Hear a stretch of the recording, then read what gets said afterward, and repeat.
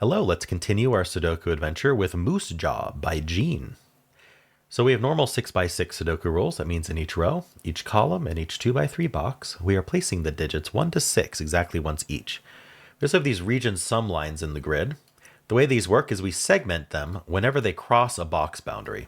So between the 3 green cells and the 2 purple cells, the line has crossed a box boundary, so that these are different segments.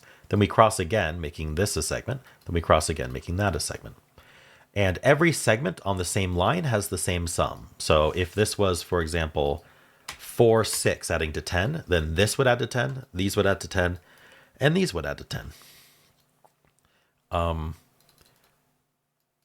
Segments on different lines can have different sums. It's just within the same line, the segments have the same sum.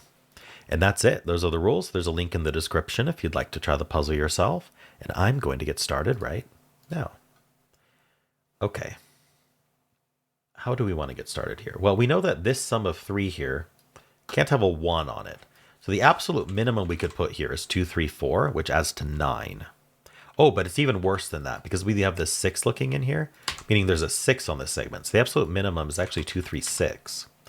2, 3, 6 adds to 11, conveniently, which means that these have to add to at least 11. But actually, 5, 6 is the max I can put here. And 5 plus 6 is 11. So that's exactly what happened. We have a 5, 6 pair here, 5, 6 pair here. And this adds to 11 somehow. But let's resolve this first. So that can't be 6. That places the 6.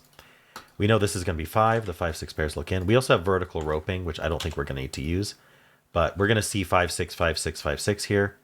Not all puzzles have vertical roping. But once you prove that, once we proved that these two matched each other, it forces the vertical rope.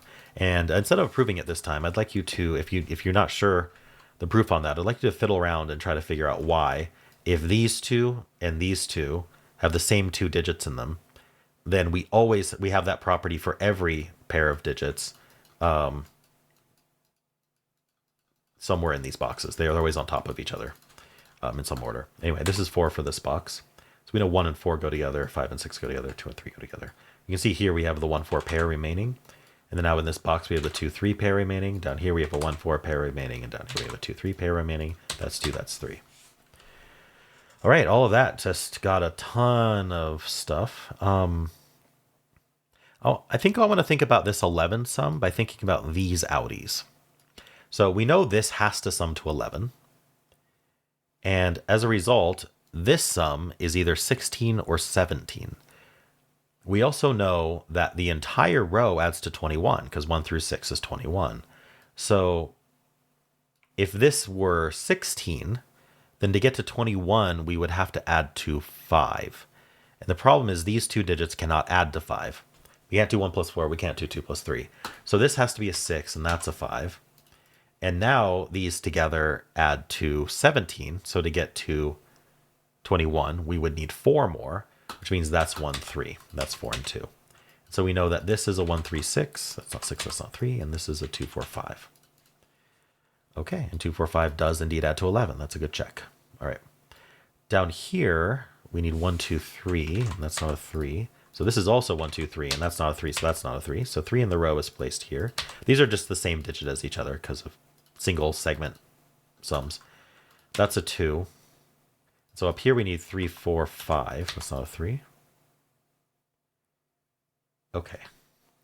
This can't be a 1 because that would add to 3, and this cannot add to 3. So this is 4, and that's 1, giving that 2 and 2. That's 1. So this has to be 1 higher than that. Like, I guess this adds to 6. This adds to 6 with 1, 5. That's a 6. The 2 in this box goes here. These aren't 5. That's not 6. These aren't 2. What have we got here? 4, 5, 6. Oh, so the 4 for the column goes here. Oh, we know that this adds to 6. We can't use the 2 or the 4, so this is going to be 1, 5 as well. The 1 resolves it. That's 5, that's 1. That's 6, that's 5. We get the 3 and the 1, the 4 and the 5, the 4 and the 3. This is a 6, and we're done. All right. Cool puzzle, Gene. I liked how this caused the vertical roping. Like the 1 and the 6 here were very cleverly placed to force the 11 sum, just barely. Cool. Well, how'd you do?